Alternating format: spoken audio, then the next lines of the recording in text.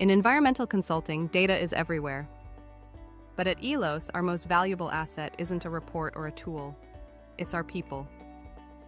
Passionate, dedicated, deeply committed to your project's success. They are what sets us apart. Because at ELOS, we don't just do the work, we believe in it. Our people are the problem solvers, the innovators, the trusted advisors. United by a shared mission, the desire to make a difference. To our clients, to our communities, to our environment, to our future. ELOS Environmental, people who care, results that matter. Good afternoon, everyone. Thank you for joining us today. We appreciate it. Just a couple of housekeeping items before we get started. My name is Bud Faust. I'm the marketing coordinator here at ELOS Environmental. First of all, we will be recording the presentation. It will be available for replay on our YouTube channel in the next couple of days. You will receive an email when the recording is available for you either to rewatch or share with colleagues or anyone you think might be interested. So be on the lookout for that email. We will be taking questions, but not until the end of the presentation. So keep that in mind. You can, however, at any point enter a question in the chat box at any time during the presentation. We're just not going to address questions until the end of the presentation. The last item is that for those of you that are here for continuing education credit, I need you to please enter your name into the chat box.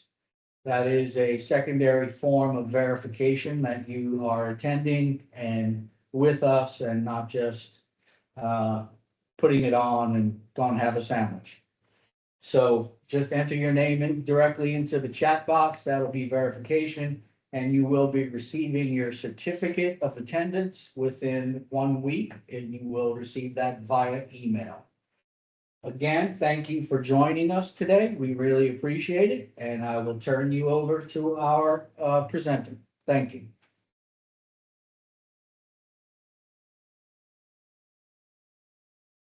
All right. So this presentation is going to be for Section 106, specifically looking at the significance and integrity within historic preservation. So just to go over, this is being presented by ELOS. ELOS was founded in 2006 as a professional consulting company. We range in satisfying the needs of our clients. We are part of a larger company called Eventia, and we have sister companies, BEM Systems, St. Germain, Habitat Management, Inc., Casey Harvey Environmental. ELOS has become one of the premier professional consulting firms in the state of Louisiana. Our familiarity with federal, state, and local agencies and the processes in combination with expertise in relevant scientific technologies results in streamlined services for our clients, saving them time and money. It is also our 20th year anniversary. My name is Sarah Nauer. I'm an architectural historian here at ELOS. I have a master's degree in historic preservation from the University of Pennsylvania. Prior to joining ELOS, I worked as a coordinator in Hammond, running the historic district. I've done some tax credit work. I've done lots of Section 106 projects, including bridges, road widening, cemetery encroachments, building construction, dam removal, and railroad mitigation. If you've seen me present before, it's nice to see you again. So our 3 learning objectives for this continuing education credit is to first learn visual aspects that denote a building of historic age versus non-historic age, and how those elements relate to the 7 aspects of integrity as defined by the National Park Service. Number 2, identify and properly utilize digital and local repositories to determine age and changes to the built environment, as well as alternate sources to use when a building is outside of the city limits. Lastly, to be able to assess how much integrity needs to remain in order to still be considered significant. Also, how to properly describe points 1 and 2 inside the Section 106 report. State-by-state examples from the Southeast are going to follow if time allows. So, setting the stage. You're most likely attending this presentation because in some capacity, you interact with Section 106 reports.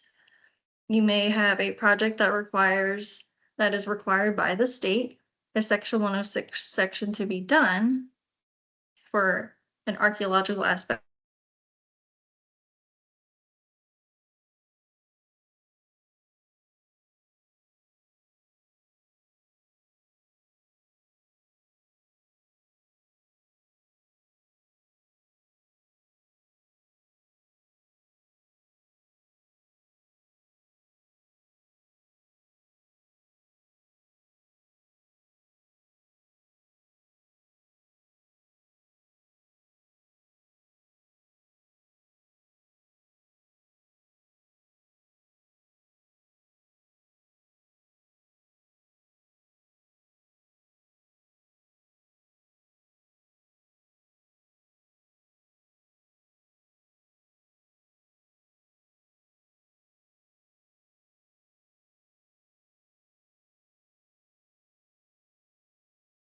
Sorry for the interruption, everyone. We're having a slight technical difficulty.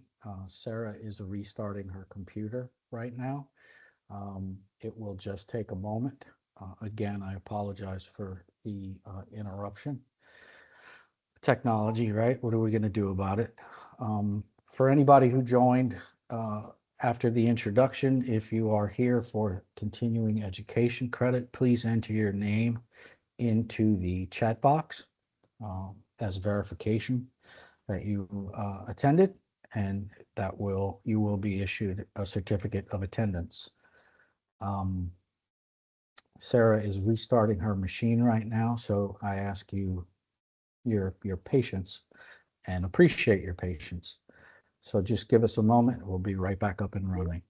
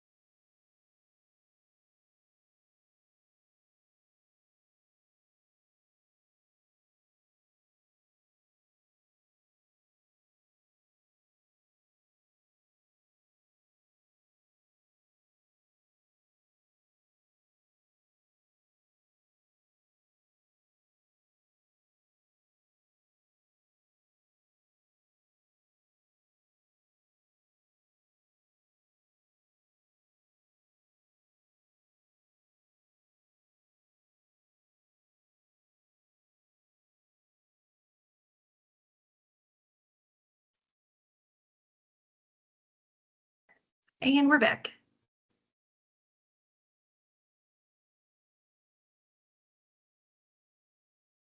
All right, it's on a roll. Okay, so did the introductions, talked about our company, met our presenter, talked about our learning objectives, and we're going to continue to set the stage. So at this point, if you're doing a Section 106 report, you may have hired your archaeologist. Still need to determine what the historic resources are, which are present. You have access to the area from the public right-of-way. You may know some history of the area. You are working with some knowledge of architectural features, terminology, or have access to somebody who does. And now you need to determine what is historic and how to tackle the report and survey forms, which are a part of it. So two aspects that come with doing Section 106 for historic preservation is the report, which is a chapter inside the larger report. The architectural write-up is a chapter that summarizes the methodologies, findings, followed by the written text for complex buildings and resources, such as districts, real hospitals, and similar, which are evaluated under A, B, and D in addition to C. If the survey is less than 10 buildings, all text should always be included within the report, in addition to survey forms being attached at the end. On average, a standard house is 1 page of text with associated 3 to 4 photos. Some states do allow survey forms to be attached at the end as an appendix or in a condensed table. Every historic building will be in the appendix, but not every building in the appendix will be in the report chapter because only complex ones go into the chapter. So the second aspect is completing the survey form. So each state requires a historic survey form to be completed, and this covers the introduction, dates of development, and building description, additional buildings such as outbuildings and sheds, notable non-historic alterations, and the National Register eligibility criteria and assessment. There are some states like Georgia that require you to have a login in order to submit and view their architectural survey forms. States like Alabama have very specific language that they want you to utilize when you're filling out the form. So you wouldn't be writing it as paragraphs, you'd be writing it as individual lines. Nearly all states in the Southeast have online databases of these surveys that are free and accessible to the public. The forms are uploaded by, in the databases, you can view surveys that were previously done as part of other Section 106 reports. The expiration period for those in order to get previous coverage for the survey is about 5 years. So if I did a survey today and I submitted my forms today for historic building and rendered an eligibility determination, in 6 years I would have to redo the survey for that particular building. So once the project's area of potential effects has been established for the architectural survey, which, referring back to the previous presentation from a couple of months ago, is based primarily on the height of the newly constructed resource, which generally can be boiled down to, if it's a 1-story building, it has about 150-meter buffer. A field survey must take place to photograph the historic structures. However, first we need to determine which ones those are. What is historic, what is not? Can you photograph everything that falls within your APE? Yes. In a dense and rural area, that can be very, very time consuming, as resources may be very far away from each other or extremely dense. So, can you tell which one of these buildings is historic? They are both single shotguns with a rear side L set on elevated concrete block foundations with a recessed veranda and front gable roof. I'm going to give you a couple of seconds to think about it, and then we can go over.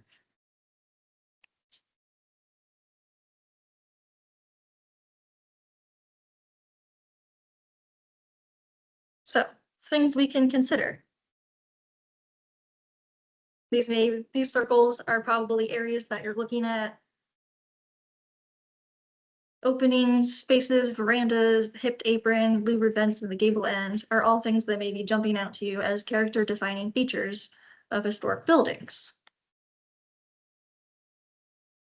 Things we know about these particular buildings These buildings are located in southeast Louisiana, so we know that Hurricane Katrina impacted these areas, resulting in extensive exterior changes. When buildings were rehabilitated and rebuilt after Katrina, we can see visible elements such as non-historic vinyl frame windows,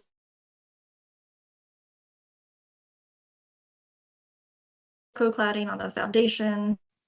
These things have most likely been changed post-Katrina, which replaced wood frame windows, brick foundations, cypress cladding on the exterior. The next step is to check the available street view and aerial imagery for the last 20 years to determine a date of construction or potential alterations.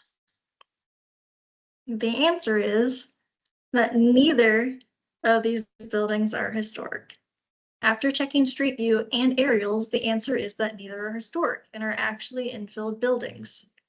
Checking ahead eliminates both buildings from the survey prior to the extra work being done on them.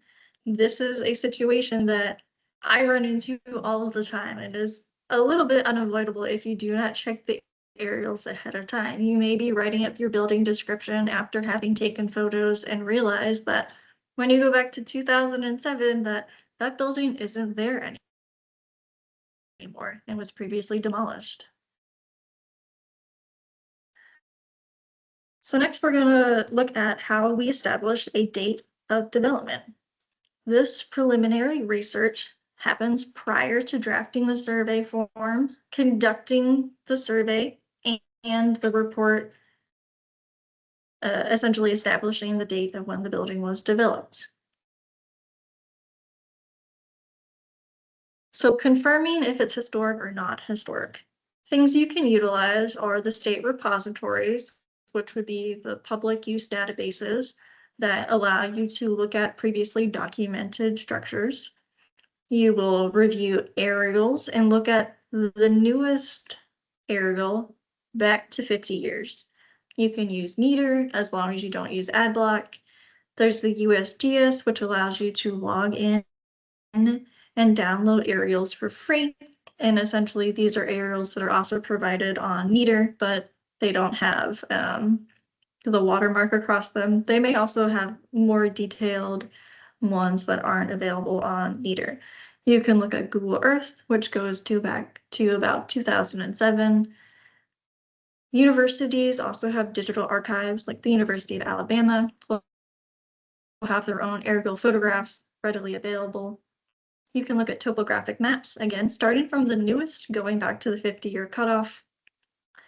There's also newspaper databases, which you can review, such as newspaper.com and Genealogy Bank, which pool newspapers from the last 200 years, in which you can research the addresses and see when the structure was built, when it was replaced, if there was damage that occurred to it, all helpful tidbits of information.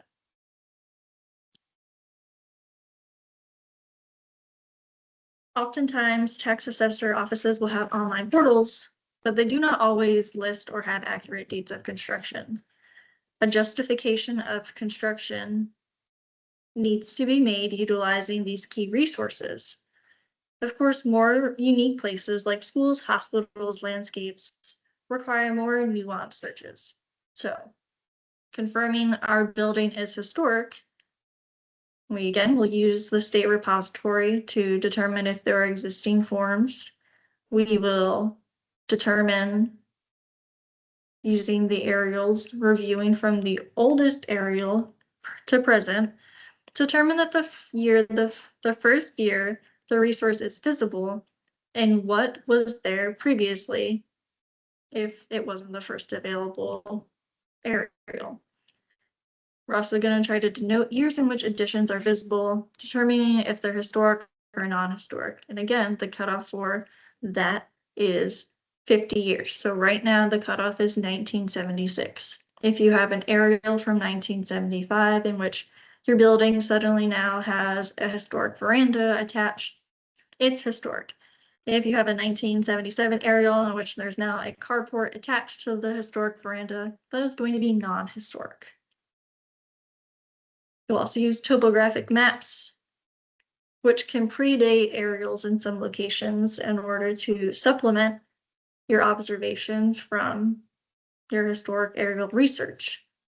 You will use the newspaper database to search for instances in which the building was first mentioned and advertised, and how that building changed over time. Again, potentially secondary or primary information determined based on what aerials you may have available to you. And there's also Sanborn insurance maps. These can predate aerials and be more detailed than topographic maps in urban areas primarily. These are maps that were done in 1880s through present, in which they were used primarily for insurance purposes, for fires, for fire safety, in which buildings were denoted based on their material. So buildings were denoted as yellow if they were wood framed, red if they were brick, blue for concrete, gray for if they're metal cladding. These would help determine insurance rates. They currently are still under copyright, so as they fall out of copyright, they slowly become available to the general public. Right now, we have access back to 1937, but you can still go to local repositories and physically view Sanborn maps that may have been donated that are still within copyright.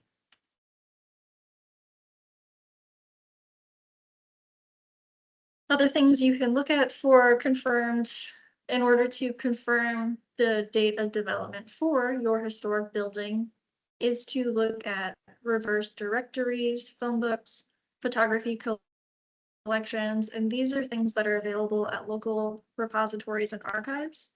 There's also things like bridge databases and railroad maps, which are utilized specifically for those things because they tend to be harder to find when looking through newspapers or railroads.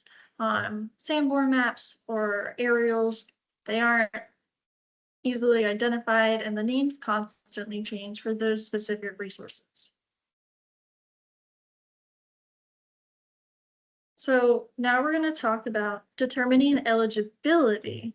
So before we were determining what was historic versus non-historic, now that we have our historic building, we're going to determine the eligibility. So eligibility is taking the criterion with its area of significance and adding it to a level of significance and a level of integrity. So before we get into this, it's important to know that all the information covered today can be found within the National Register bulletins, which are publicly accessible online. They're also linked at the end of this presentation. In preservation, from an outside perspective, it can often seem like the rules or guidelines are pulled out of thin air. However, there are dozens of how-tos put out in the late 90s to help us do our jobs. And most importantly, that we do it consistently. So today we're primarily going to be pulling from Bulletin 15, 16A, B, 24, and 39. So first, we're going to go through a couple of definitions that, again, pulled straight from the bulletins. When looking at the aspects of integrity, all 7 qualities of integrity do not need to be present for eligibility as long as the overall sense of past time and place is evident. And these aspects of integrity are location, design, setting, materials, workmanship, feeling, and association. And in my previous presentation, we briefly touched on these. So thinking about historic integrity, usually refers to criterion C and D, and we'll get to what those letters mean in a minute. The defined aspects of historic integrity are the authenticity of a property's historic identity is evidenced by the survival of physical characteristics that existed during the property's prehistoric or historic period. Not only must a property resemble its historic appearance, but it must also retain physical material, design, features, and aspects of construction dating from the period when it attained significance. The integrity of an archaeological resource is generally based on the degree to which remaining evidence can provide the important information. This is different than buildings because you have to dig the stuff up out of ground for archaeology. The definition of historic significance is the importance of a property to the history, architecture, archaeology, engineering, or culture of the community, state, or the nation.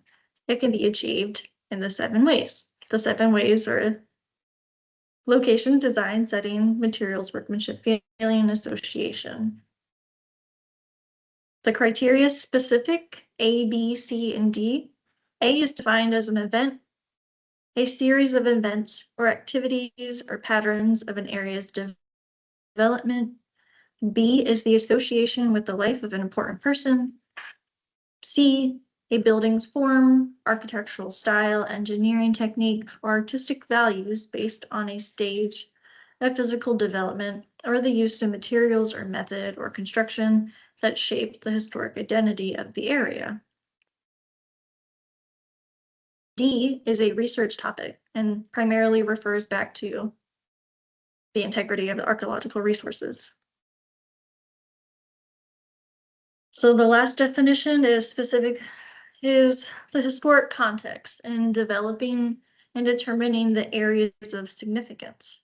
This is a theme utilized for organizing properties into a coherent patterns based on elements such as environment, social ethnic groups, transportation networks, technology, or political developments that have influenced the development of an area during one or more periods of history or history. A theme is considered significant if it can be demonstrated through scholarly research to be important in American history at the local, state, and/or national level. And again, these definitions are pulled directly out of our bulletins. So there are over 30 areas of significance that you can pick and choose from or try to apply to a building or location in order to make the argument for significance. Of those, these highlighted ones are the ones that are most commonly utilized: architecture, commerce, community planning and development, education, ethnic heritage, exploration and settlement, and transportation. So we have buildings in urban areas, schools in urban areas, and railroads and bridges. Those are the ones that specifically fall under those highlighted sections. Oh, and the more areas of significance that you pick, the more you have to describe. So if you've picked 5 of them, you must describe and research 5 of them in depth, in full detail. Otherwise, SHPE will kick it back to you and say you need to expand more. It's very similar to how the National Register nominations are filled out. Okay, now we're going to take a minute and relax before we dive into our examples. And so take a minute, mute yourself, unmute yourself, whatever you need to do. We're going to have a couple of words from Bud.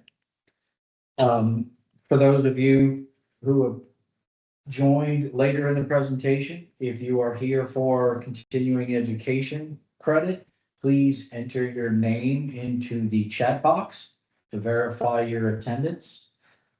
And with that, we'll just take a brief pause, let you stretch it for a minute, and we'll be right back.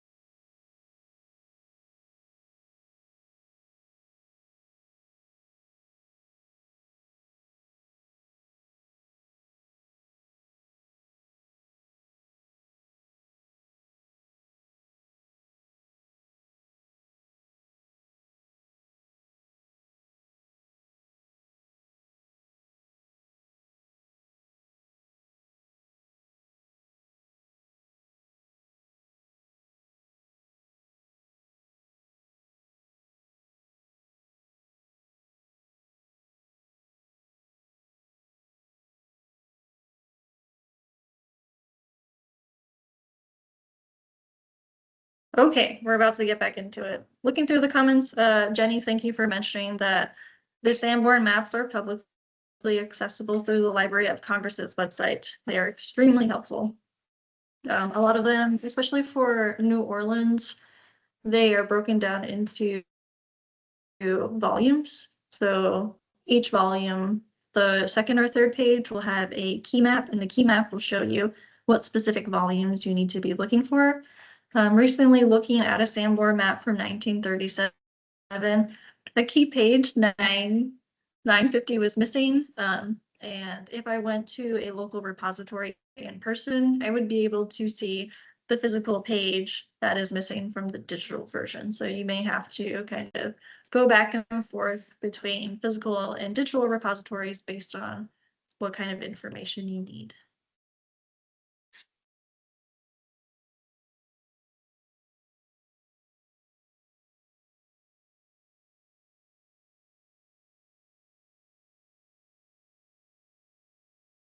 Is a high school building.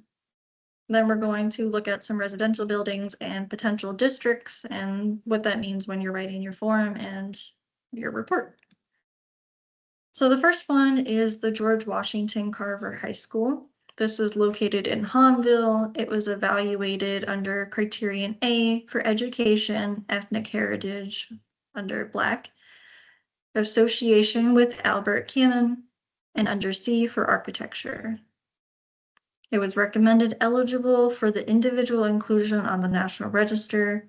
I've linked the LHRI form, which is the Louisiana Historic Inventory Structure form, so that you can take a look at it. I believe we're sending the presentation. So looking at the dates of development for sorry, someone looked in. Looking at the dates of development, this is just a quick snapshot of what it looks like and what you're trying to accomplish when you're doing all of that research and how you are going to support your data development, the significance. So firstly, it is looking at, in 1949. So looking at newspaper articles and online databases and finding that Albert Cammon brought a lawsuit against the St. Charles Parish school system due to a lack of high schools for African American students. We're able to view the lawsuit, be able to look online and see the ruling and determining when the school was constructed. Based on the November 24th, 1951 article that ran in the historic newspaper, we're able to continue to find evidence of the different names used for the school, who attended the school, where they were attending from, if there were alternate schools that could be used. And again, this is pulling specifically from historic newspapers in order to make that date the development. Then we also review historic aerials. One, and being able to see when changes occurred to those buildings. So in 1998, an addition was made to the building, breezeways were added, and also most importantly is adding the part for this location that it was a school constructed during a period of desegregation within St. Charles Parish. So the flow of this section, and again, with the context of what goes into the form is also what with when it was constructed, why it was constructed, who constructed it, how did we determine that it was constructed at that date, and if there's any important information that we need to utilize in order to support our research. So for this example, under criterion A, under education, in the area of education, the building was constructed as a school in 1954, following a lawsuit by Albert against the St. Charles Parish School Board for failing to provide a high school for Black students. non-white students from the 7th grade through 12th grade on the West Bank of St. Charles Parish attended the high school, and those on the East Bank attended a high school that is no longer in existence. The school was significant in providing education to the surrounding areas, the African American students in a new educational facility during this era. And this era is the period of segregation and desegregation.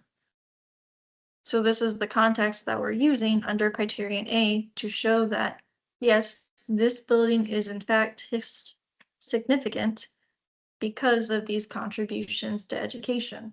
If this building wasn't there in the 1950s, there would not have been a designated high school for African American students to go to until schools were desegregated. So looking at the second area for ethnic heritage, the building was conceived, built, and opened during a period of history when the United States had a legally segregated society.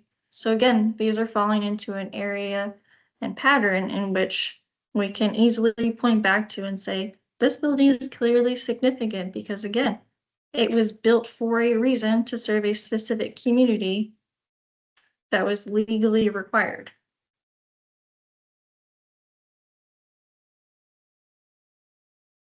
This location was also evaluated under criterion B in relationship to Albert. While there is some association with him because he filed the lawsuit against the school board, which resulted in the construction of one of only 2 Black-only high schools within the area, this property location does not fully represent the person as required under criterion B.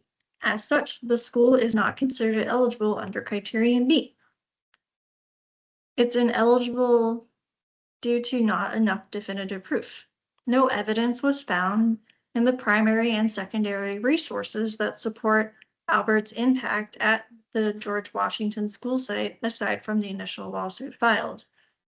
If we had found primary evidence or secondary evidence that Albert was a principal consistently working at this location, if he led a march or done anything significant at this location, that would bring a different case under criterion B.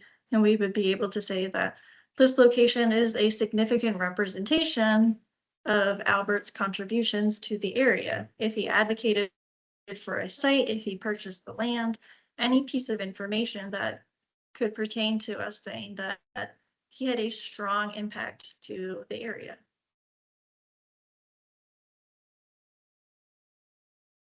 Under criterion C, in the area of architecture, and side note, all buildings and structures are evaluated under criterion C because they're buildings. Under the area of significance, the building is representative of an equalizer school style, which is only one of 2 on the West Bank in St. Charles Parish. The one on the East Bank is no longer present, it's been demolished. The discussion focuses on how the building embodies stylistic elements that are supported by the historic photo and has been unchanged. So thinking back a couple of slides when we're looking at that block of text, you need to construct your argument to observe what you saw historically, and it really helps if you have historic photos. Schools are really good about that in order to make that argument of what is historic and what is not historic. So thinking about in tech, it still resides in a primarily non-white area surrounded by the campus, which only slightly diminishes the location. The design of the school has remained unchanged. The setting has remained unchanged. Materials have remained unchanged. Workmanship has remained unchanged. The feeling has been retained as it still is utilized as a school, and its association still remains because it is still used as a school. The last part of our form and our report for this specific resource is the determination of effects. So because criterion A in the areas of education and ethnic heritage, and under criterion C in the areas of architecture, we have to determine if the project that is occurring will have any adverse effect. The school is located on the eastern boundary of the indirect APE, but is not located directly within it. As such, the proposed work would not occur within the proximity of the school. With transportation of work vehicles occurring along Hom Street to the south of the school, as George Washington Carver High School will not be physically impacted, the qualities that render the school eligible under criterion A and C will not be compromised or diminished by the proposed work. If the construction was happening immediately next to the school or would impact the school property at all, would somehow block or impede any aspect of these integrities, that would be a different story. Then we would have to write an effect section that says there is an adverse effect, and we would need to recommend in which ways our client would be able to mitigate those effects. Oftentimes it's proximity to a building. So if a sidewalk is being placed in next to a historic building, there's an adverse effect because of association with feeling, in which you're now seeing a sidewalk next to the building and visual impairments, or if there is a cross, you're the feeling of the area.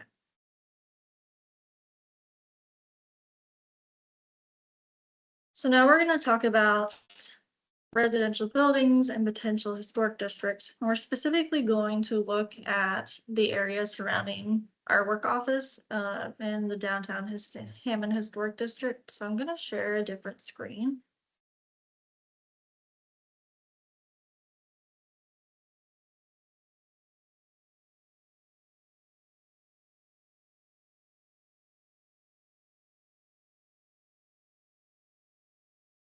So this is Hammond, Louisiana, and we are currently right here in the Hammond's, ELOS's second office.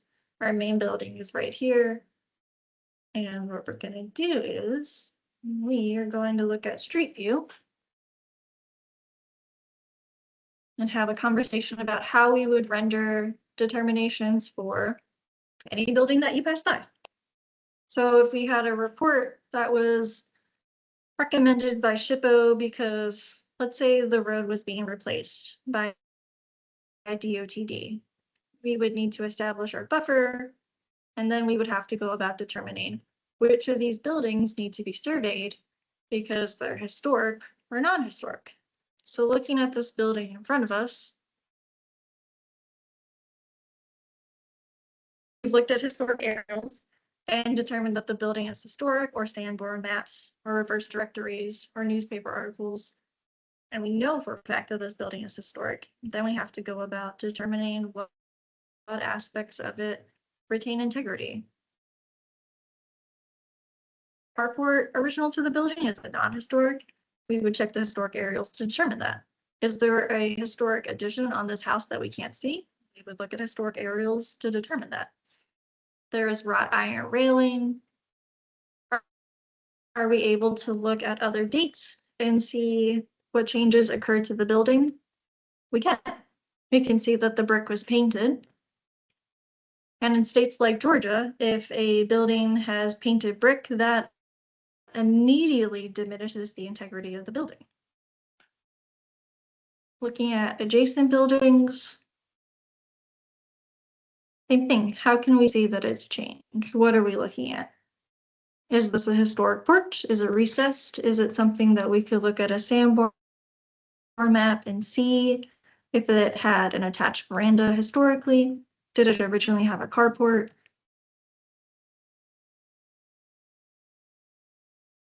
And that brings into, if we determine that, yes, the building has retained a substantial amount of integrity, enough for it to be listed on its own. Or oftentimes what happens with buildings is that while they may be a good example of a style, they can't support it on their own unless they're, this unique gem. It's easier to make an argument if it is grouped in a district. So downtown Hammond has historic commercial buildings that are grouped together because of that exact reason. So looking at these individual historic buildings, it would be more challenging to try to individually justify why each building is significant to the area than it is to say, this is a commercial corridor.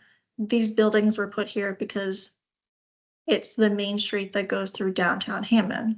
The same argument can be made for World War II housing complexes, suburban ranches, trailer parks, in which you can look at a cluster of houses and make the determination that this is a group that holds significance. It retains its integrity specifically because those buildings are still there.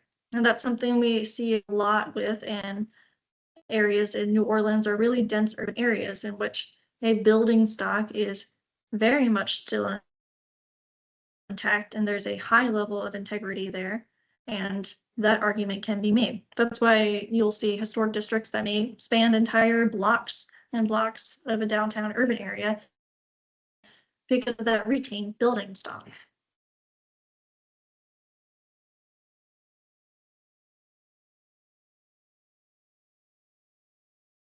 All right, I'm going to switch back to our presentation. So these are the links that are hyperlinked and will allow you to connect directly to those bulletins in which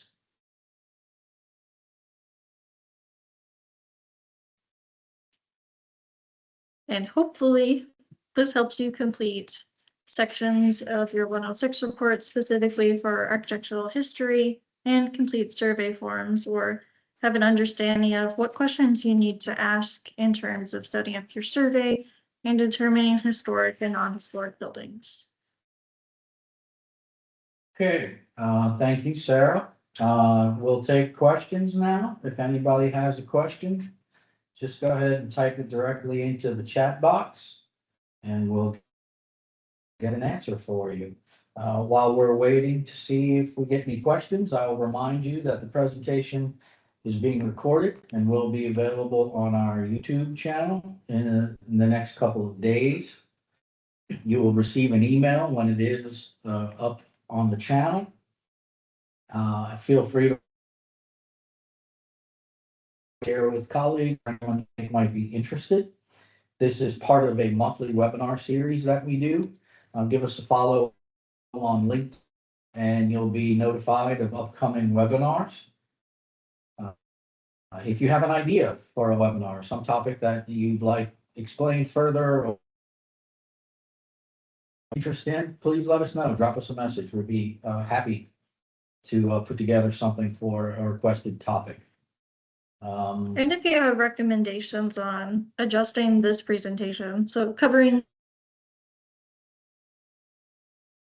so like there were things that were lacking or things that are still unclear, please let me know. We're going to keep trying to revise this to be an ideal continuing education presentation.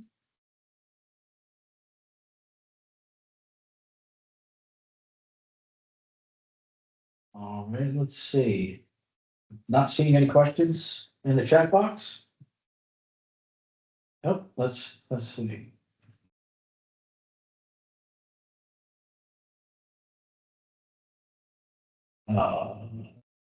Yes, I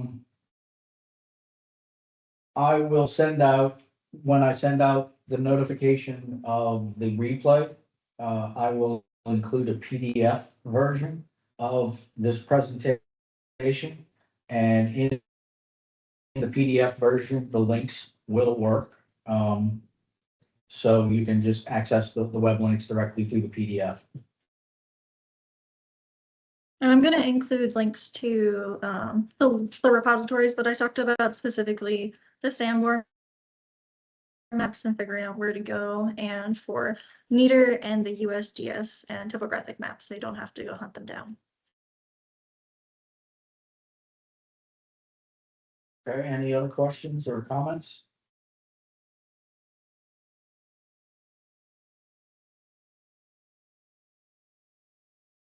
Not seeing anything coming through at the moment. Again, thank you for attending today. We really appreciate it. We apologize for the technical difficulties that we had. Appreciate you hanging with us. Follow on LinkedIn. This is a series of webinars that we do on a monthly basis on a wide variety of topics relevant to the environmental consulting sector. So yeah, follow us on LinkedIn. You'll be notified when we're having our next webinar. The one. Any questions? For those of you who said thank you. We certainly appreciate it. We hope you benefited from this. For those of you who attended for CE credit, as I mentioned earlier, you will receive your certificate within the next week via email. So be on the lookout for that. And not seeing any additional questions, we'll go ahead and bid you a fond farewell. Wish you a good rest of your day. Take care of yourselves and have a good rest of the week. Thank you.